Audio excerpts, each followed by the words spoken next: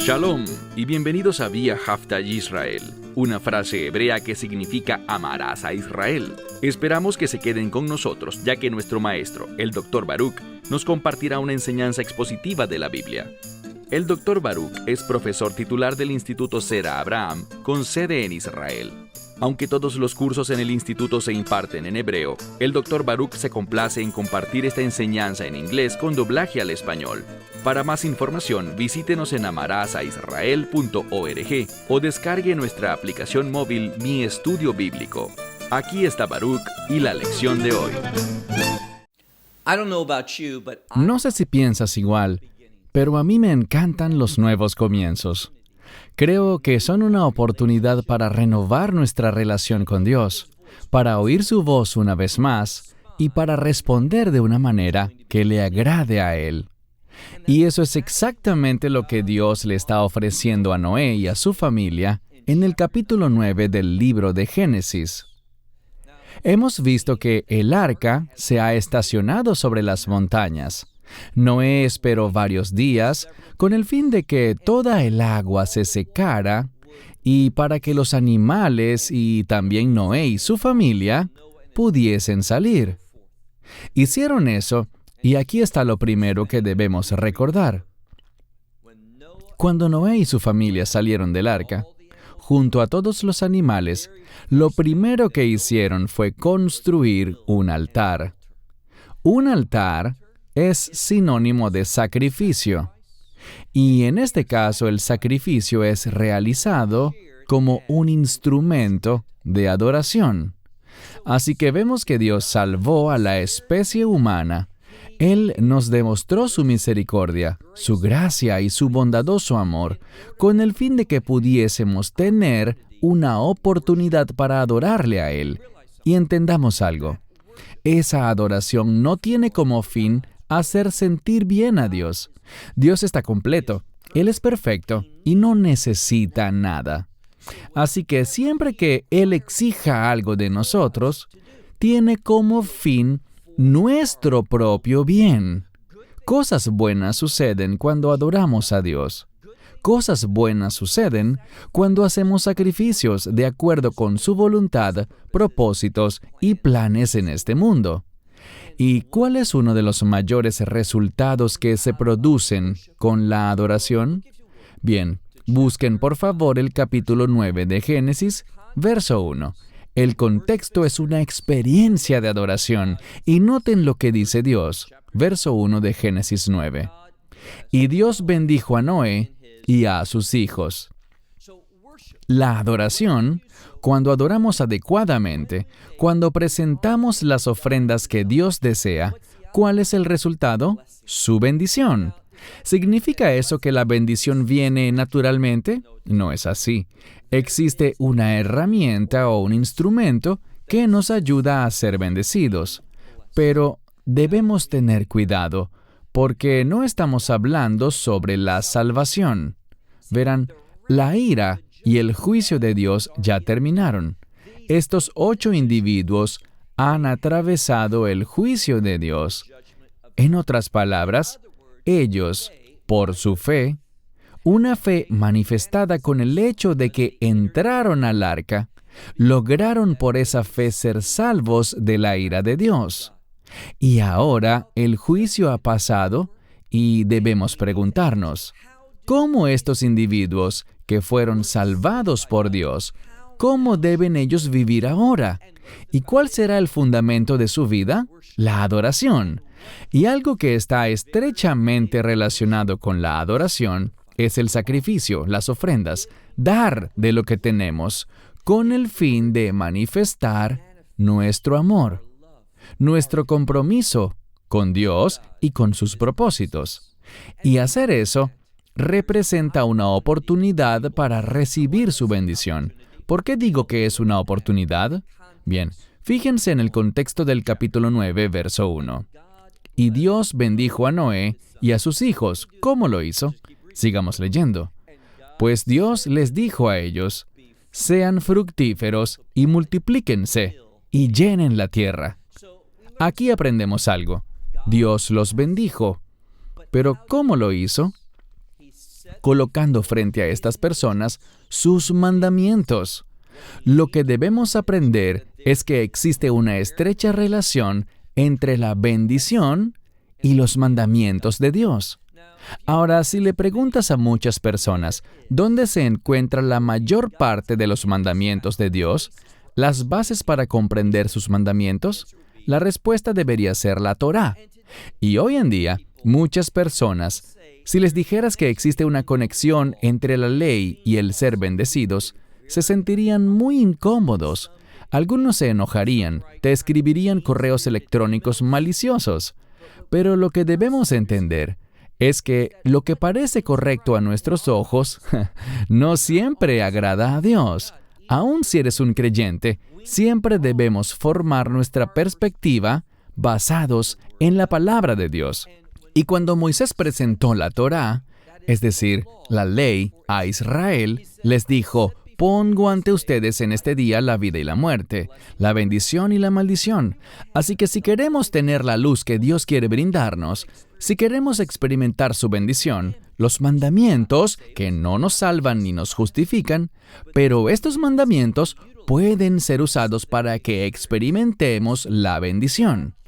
Dios aquí, en el verso 1, le está dando a Noé y a su familia la oportunidad para encontrar su bendición.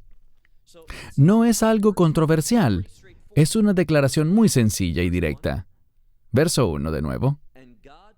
Y Dios bendijo a Noé y a sus hijos, y les dijo: sean fructíferos y multiplíquense, y llenen la tierra. ¿Qué pudiéramos aprender de esto? Multiplíquense y llenen la tierra. En ese momento solo existían 4 parejas de seres humanos, y la Tierra era un planeta muy extenso, como lo sigue siendo. Llenar la Tierra, quiero decir, Dios le estaba dando al ser humano una tarea enorme. ¿Qué podemos aprender de eso? A Dios le gusta la abundancia. Cuando obedecemos a Dios, el resultado será la abundancia. Ahora, ¿podríamos decir esto mismo de otro modo? Claro que sí. Otra palabra que pudiésemos utilizar es prosperidad. Bien, he dado conferencias en todo el mundo y me gusta observar a la gente cuando les hablo, y en muchas ocasiones, cuando digo cosas así, puedo casi anticipar cuál será la respuesta. Y si digo algo diferente, obtendría una respuesta totalmente distinta. Cuando utilizo el término prosperidad en mis enseñanzas, la gente se emociona, empiezan a mirarme y prestarme más atención. Y eso está bien. Pero cuando yo digo prosperidad, no necesariamente estoy hablando sobre dinero, o bienes materiales, o el éxito en alcanzar nuestras metas. No, la prosperidad significa ser capaz de cumplir en abundancia los planes de Dios. Cuando hablemos de prosperidad, y hay una conexión entre la prosperidad y la abundancia, ¿sabes en qué debes pensar? En la gloria de Dios.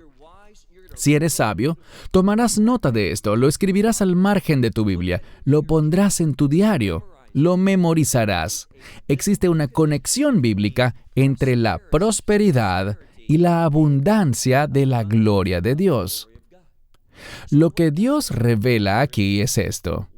Cuando yo me someto, cuando obedezco, cuando le digo que no a mis deseos, mis planes y anhelos, cuando me decido a reemplazar todo eso por la voluntad, el programa y el plan de Dios para mi vida, cuando yo hago eso, puedo esperar confiadamente que vendrá una abundancia basada en la sumisión, en la obediencia, cumpliendo la voluntad de Dios, y que se manifestará así la prosperidad y la abundancia de la gloria de Dios en mi vida.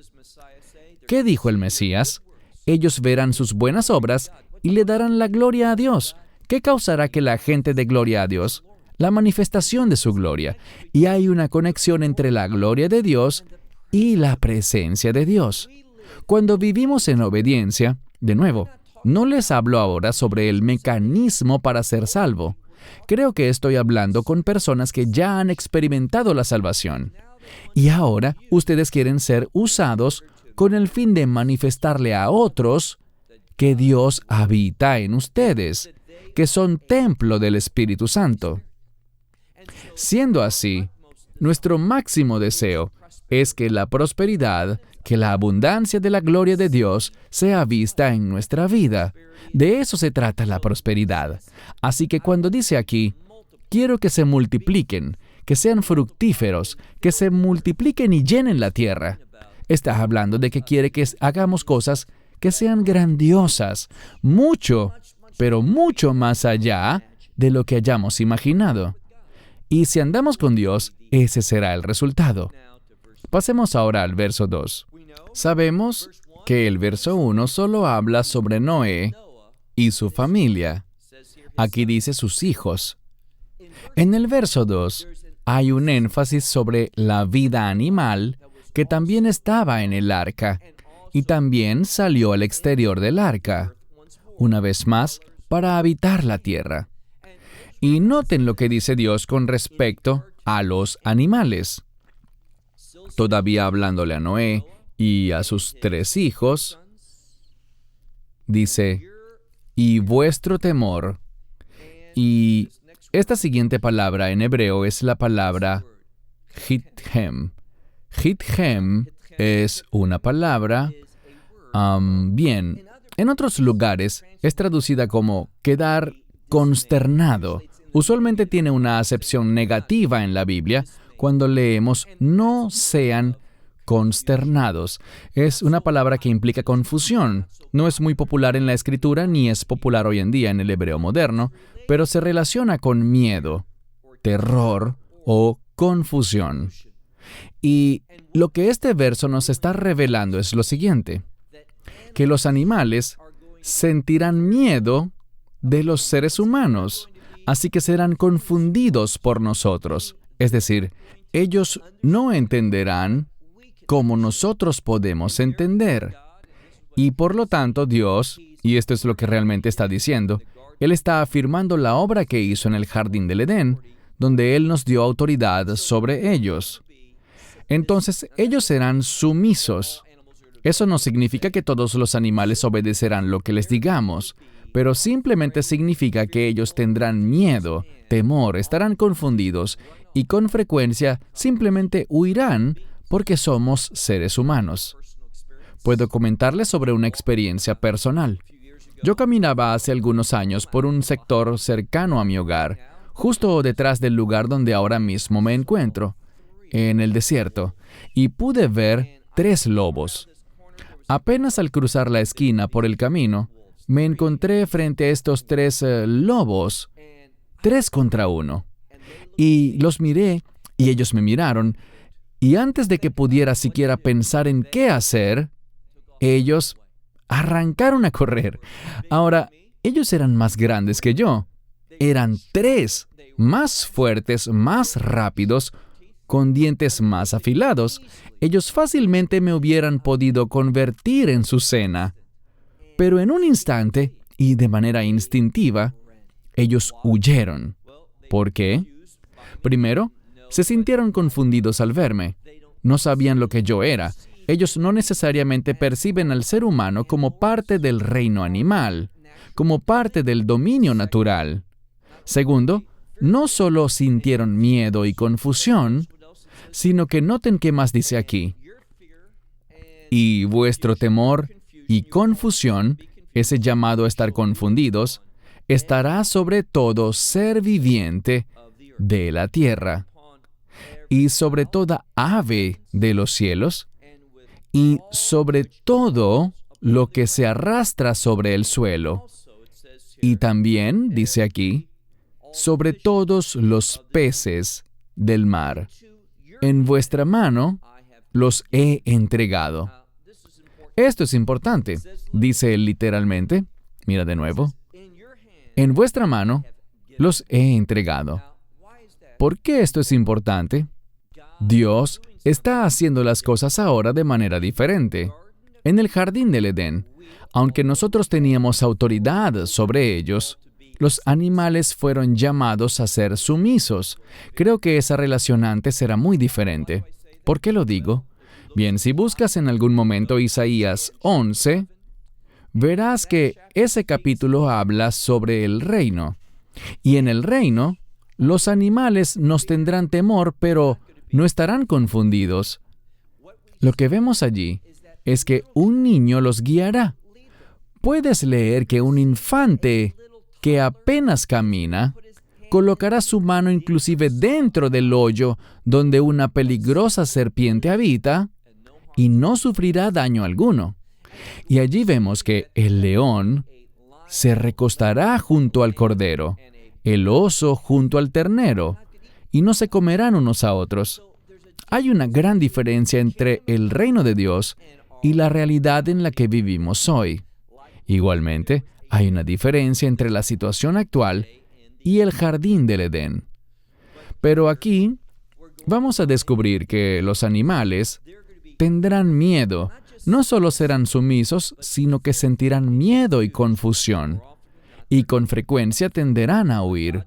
Pero Dios dice al final del verso 2, en vuestra mano los entrego. Es decir, que podemos utilizarlos. ¿Y de qué nos habla esto? Bien, si quedan dudas, lo leeremos en breve, pero te daré la respuesta de una vez. En vuestra mano los entrego. Tiene que ver con comer de ellos. Y de nuevo, aquí también hay una diferencia, porque en el jardín del Edén, el hombre podía alimentarse de toda la vegetación, excepto, por supuesto, del árbol del conocimiento del bien y del mal, ubicado al centro del jardín, que estaba prohibido. Pero todo el resto de la hierba, vegetación, frutas y demás, se podía comer. Aquí dice algo diferente. Leamos ahora el verso 3. Todo lo que se arrastra, o toda cosa que se arrastra y tiene vida, para ustedes será como alimento, así como toda hierba verde. Así que, aquí vemos lo que en hebreo llamamos el hidush, la novedad. Anteriormente estaba prohibido alimentarse de animales, pero ahora Dios está diciendo que nos está entregando a los animales en nuestra mano como alimento. Tal como podíamos comer todos esos vegetales y frutas, ahora podemos comernos a todos los animales sin restricción. Ahora recuerden, no es sino hasta que Israel rechaza a Dios que vemos que la Torá queda establecida por medio de Moisés. Y en esa Torá hallamos las leyes alimenticias, el kashrut, o lo que usualmente llamamos en español comida kosher. Pero en este punto no había kashrut, no había lo que consideramos adevar kasher, adevar asur, nada de eso. Nada se consideraba kosher o no kosher, alimentos permitidos o prohibidos. Todos los animales se podían comer, pero hay una restricción importante.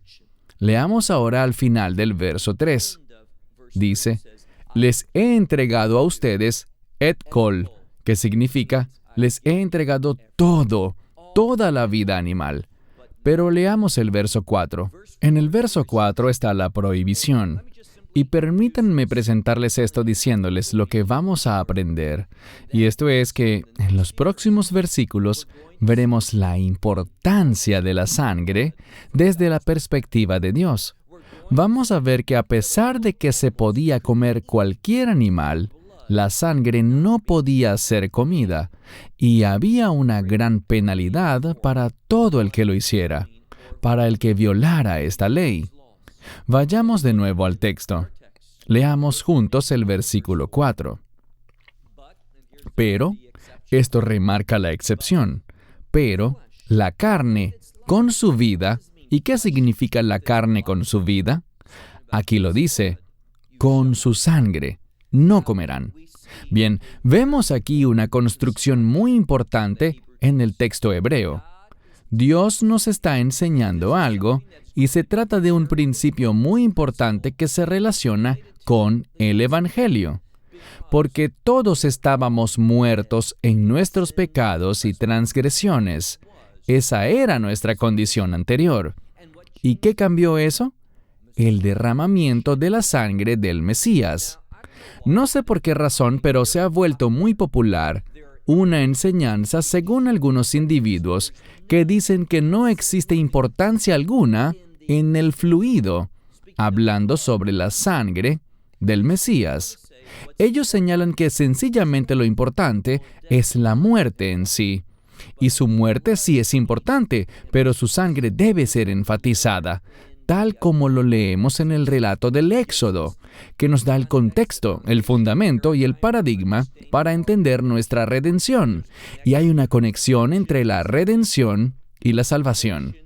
La redención y la intimidad. Entrando en una relación con Dios, no hay intimidad ni relación con Dios si no hay redención.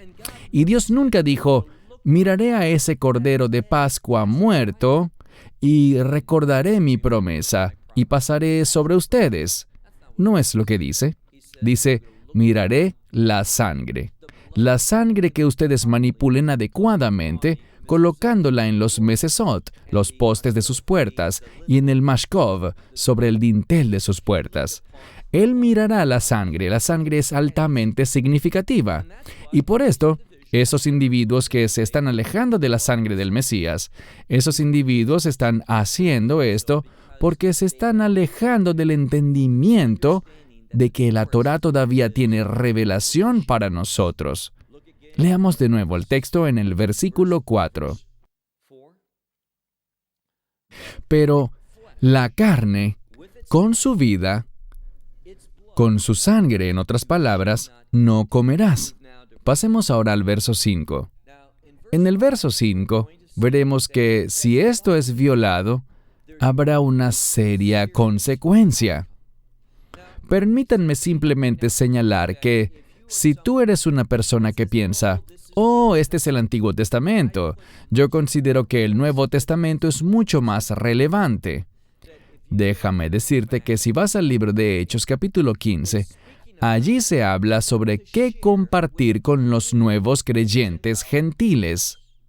Y una de las cosas que Santiago, o Jacob, que era el líder de los creyentes en Jerusalén, lo que él indicó, y esto fue durante el tiempo de Pablo, él indicó que quedaba prohibido comer la carne con su sangre. De hecho, no se permite comer sangre bajo ninguna circunstancia. Así que leemos aquí en el verso 5, y la sangre de vuestras almas. Ahora, la palabra aquí, nephish, usualmente se traduce como alma. Puede ser traducida como persona o como ser viviente, y tiene que ver con un cuerpo vivo, cuando el alma todavía está allí. Así que lo que dice este pasaje es que si vuestra sangre todavía está en vuestra alma, y la implicación es que si alguien la toma o la come, él dice, yo reclamaré la vida de aquel hombre. Entonces, si manipulamos mal la sangre, eso producirá muerte, producirá el juicio de Dios. Todo eso que vemos en el verso 5 es simplemente Dios advirtiéndonos que esto es importante. La manera como entendamos la sangre y cómo respondamos y nos conduzcamos con respecto a ella tiene serias implicaciones. Y va más allá al punto de decir lo siguiente: yo la reclamaré, enfocándonos en el final del verso 5, y de la mano del hombre, de la mano del hermano del hombre, reclamaré la vida de ese hombre. ¿Por qué? Si se manipula mal, si un hombre toma, y esto es vital, si un hombre toma una vida, y por supuesto aprenderemos más adelante que hay excepciones a esta norma. En la guerra, por ejemplo, o si hay una sentencia de muerte, si un hombre comete una violación, ese hombre puede ser ejecutado. Pero en líneas generales, está prohibido matar. Es lo que Dios está diciendo aquí. Y se hace más y más interesante, porque aquí lo que dice En este pasaje, mira de nuevo, regresemos al verso 5. Pero su sangre, para vuestras almas o de vuestras almas, yo reclamaré de la mano de una bestia, de un animal, la reclamaré. Y si un animal, me había saltado esta parte anteriormente, si un animal toma la vida de un ser humano, Dios exige que ese animal muera. Además, si el hombre no hace eso, Dios se encargará por él mismo. Él la reclamará. En segundo lugar, por la mano del hombre, un hombre, por la mano del hermano del hombre, es decir, si la mano de un hombre toma la vida de su hermano, yo reclamaré la vida de ese hombre. Y lo deja bien claro. Verso 6. Aquel que derrame la sangre de un hombre, por ese hombre, su sangre será derramada. Así que estamos hablando de un castigo. Dios exige, tal como dijo que el animal debía morir, Dios exige que la sangre de ese hombre que mató a otro hombre también sea derramada. En ese sentido, ¿por qué razón? Leamos ahora el final del verso 6. Él hace esto porque a imagen de Dios, Él hizo al hombre. Esta escritura, por supuesto, es una cita del mismo libro de Génesis, anteriormente en el capítulo 1, y tiene grandes implicaciones porque a imagen de Dios, el hombre fue hecho. Dios hizo al hombre y, por supuesto, esto es inclusivo, implica también a la mujer. Esto habla sobre el hecho de que somos llamados a reflejar la gloria de Dios, y si nos quitan la vida de manera injusta, impropia, eso ataca la mismísima gloria de Dios, y por lo tanto se producirán serias consecuencias. Avancemos ahora al verso 7. Él reitera aquí lo que dijo anteriormente. Sean fructíferos y multiplíquense, pero vemos un cambio. En vez de la frase llenen la tierra, dice la palabra shertzu. Shertzu, bueno, versos atrás en la Escritura nos topamos con esta misma palabra y significa algo como multiplicarse. Es un término que tiene que ver con hacer algo de manera abundante. Simplemente es un término que nos da un entendimiento correcto, que cuando nos dijo llenen la tierra, es que lo hagamos de una manera abundante. A Dios, una vez más, no le gustan las cosas pequeñas. Él dice, no desprecien los inicios pequeños, pero Él no quiere que las cosas se queden así de pequeñas. A Dios le gusta lo grandioso, la abundancia. ¿Qué dice la Escritura en Lucas? Cuando Dios da, Él da en una medida buena, apretada, remecida y rebosante. Así que esta palabra busca decirnos que Dios quiere que nosotros cumplamos íntegramente estos mandamientos. Ustedes sean fructíferos y multiplíquense y pueblen la tierra en abundancia. Multiplíquense en ella. 2 veces en este verso usa la palabra rabú, que tiene que ver con hacer algo de manera... La palabra rav significa multiplicarse de una forma abundante. Verso 8. Y Dios habló con Noé y con sus hijos que estaban con él, diciendo, he aquí, yo estoy haciendo, o literalmente, estableciendo. Es la palabra mekim. Estoy estableciendo mi pacto con ustedes y con su simiente. Simiente significa prole o descendencia, sus hijos. Con su simiente después de ustedes. Así que Dios está haciendo algo aquí. Dios está haciendo un pacto. Y lo que descubrimos que se revela aquí, en su contexto, es que hay una conexión entre el pacto y la promesa. Lo que aprenderemos es que este pacto que Dios está estableciendo con Noé y su familia es un pacto de promesa. Y aquí está la clave. Esta promesa depende completamente de Dios para su cumplimiento. ¿Y cuál es la naturaleza de este pacto? Lo veremos en minutos. Pero noten que Dios quiere hacer esto no solo para Noé y su familia inmediata, sino que quiere extenderlo a toda la humanidad. Y Él promete algo. ¿Qué será? Sigamos leyendo una vez más el verso 8. Y Dios habló con Noé y con sus hijos que estaban con él, diciendo: Yo, he aquí, establezco mi pacto con ustedes y con su simiente después de ustedes. Verso 10. Y con todo ser viviente, incluyendo animales, y con todo ser viviente y animales que están contigo, también las aves y las bestias, es decir, los animales domésticos, y con todo animal de la tierra que está con ustedes, todos los que han salido del arca, y toda cosa viviente, o todos los animales de la tierra.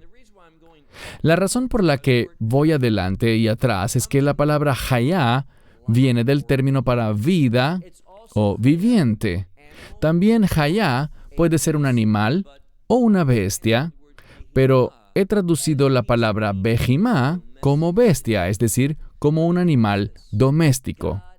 Pero el punto es este: Dios está haciendo un pacto no solo con la humanidad, sino también con toda la vida, incluyendo la de las aves y con todo tipo de vida animal. ¿Por qué esto es importante? Porque aprendemos algo. Aprendemos en este pasaje que los animales son importantes para Dios.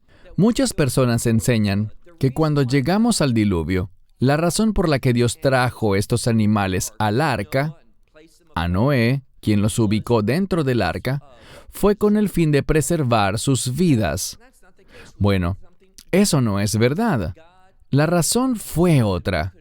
Dios no solo quería preservarlos, Él pudo haberlos creado nuevamente, a todos los animales en un segundo. Él simplemente pudo haber hablado y la tierra estaría llena de ellos. Pero Él no hizo eso, porque Él quería demostrarnos a nosotros que Él tenía compasión y misericordia por los animales. Y esto debería causar que nosotros pensemos del mismo modo, que tengamos misericordia y compasión por los animales. A pesar de que Dios los ha entregado en nuestras manos, debemos tener un sentido de responsabilidad, y esto está siendo proclamado a gran voz por medio de este pacto. Todavía no hemos visto la naturaleza de este pacto. Vemos que incluye a toda vida, tanto humana como animal. En segundo lugar, revela que Dios quiere hacer una promesa. ¿Qué promesa? Vamos para allá. Pero primero leamos el verso 11, por favor. Dice: Yo establezco mi pacto con ustedes, y yo no icaret, y yo no destruiré o eliminaré carne, toda carne, nunca más, por las aguas del diluvio. Y ya no habrá de nuevo un diluvio que destruya la tierra. Así que aquí está la promesa de ese pacto que Dios está haciendo, que Él no destruirá al mundo de nuevo por medio de Mei Mabul, es decir, por las aguas de un diluvio. Ahora, debemos tener cuidado porque muchas personas quieren decir que Dios nunca destruirá este mundo. Bien, Dios producirá gran devastación en este mundo. Todo aquel que no viva por la fe, que no entre en pacto con Él, que no persiga las promesas de Dios, será destruido. Y será destruido por fuego que caerá directamente del cielo y por medio de otras catástrofes y sucesos que se llevarán a cabo durante la ira de Dios. Pero Él promete aquí nunca más destruir el mundo, ni lo que hay en él, por medio del agua de un diluvio. Es lo que dice aquí. Pasemos al verso 12. Y Dios dijo: Esta es la señal del pacto que yo establezco entre yo y ustedes, y entre todos los seres vivientes, es decir, los animales, que están con vosotros, a través de Leiderot Olam, podrías decir a través de las generaciones del mundo. Él hace esto como una promesa, y dice aquí: esta será mi... y usa la palabra oath, mi señal. Hemos hablado sobre el significado de la palabra oath. Tiene que ver con un suceso milagroso, que solo Dios puede hacer, y no deja nada a la imaginación. Un oath es algo que Dios y solo Dios puede hacer. ¿Y qué hace Dios? Noten lo que dice, una vez más, verso 12. Y Dios dijo, esta es mi señal milagrosa, oath, la señal del pacto, el cual estoy dando o estableciendo entre yo y ustedes, y entre todo ser viviente que esté con ustedes durante las generaciones de este mundo. ¿Y cuál es la señal? El verso 13 la tiene. Mi kashet. La palabra kashet es un arco. Pero aquí estamos hablando, y ustedes ya lo saben, de un arco iris. Y Dios está diciendo, todo esto no solo busca enseñarnos el hecho de que Dios no destruirá el mundo nuevamente con agua, sino que aprendemos algo más. Aprendemos ciertas cosas sobre un pacto. ¿Qué aprendemos? Mira de nuevo, verso 13. Y mi kashet, es decir, mi arco iris, pondré entre las nubes. Y será por oath, por señal de mi pacto entre yo y la tierra.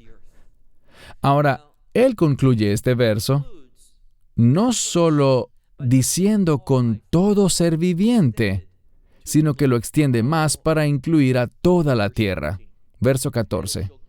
Y acontecerá, y la siguiente palabra es interesante porque literalmente es la palabra para nube. La mayoría lo traduce como un verbo. Dice aquí, cuando yo traiga una nube sobre la tierra, aparecerá un arco iris en la nube. Pero en realidad podrías traducirlo un tanto diferente. Y habrá en mi nube, en una nube sobre la tierra, está siendo específico. En mi nube, Él elegirá una nube específica. No podrás ver esto en todas las nubes. Solo lo podrás ver en la nube que Él elegirá, y habrá una señal que se verá sobre la tierra. Y aparecerá un arco iris en la nube. Verso 15. Les mencioné que vamos a aprender algo sobre un pacto. Compartí con ustedes que hay una conexión entre la palabra leskor, recordar, y la palabra pacto. Ellas van juntas, y esta es una de las bases para tener este tipo de postura. Mira, por favor, el verso 15. Y yo recordaré mi pacto, el cual es entre ustedes, dice, entre mí y ustedes, y con todo ser viviente, de toda carne, y nunca más se convertirán las aguas en diluvio para destruir toda la tierra. Entonces Dios mirará eso y recordará. ¿Por qué eso es importante? ¿Qué busca enseñarnos? Bien, ¿acaso se encuentra el mundo actual algo menos corrompido de lo que estaba en Génesis capítulo 6? La respuesta es no, no es así. Probablemente ahora estemos más corrompidos. Así que, ¿por qué Dios no viene y destruye al mundo? Porque hizo una promesa. Él quisiera, su carácter causaría que Él traiga destrucción sobre toda esta maldad. Pero no es así. ¿Por qué? Por el pacto. Aquí hay otra cosa importante que debemos resaltar. Hay poder en un pacto. Cuando Dios ve el pacto, éste tiene el poder de hacer ¿qué?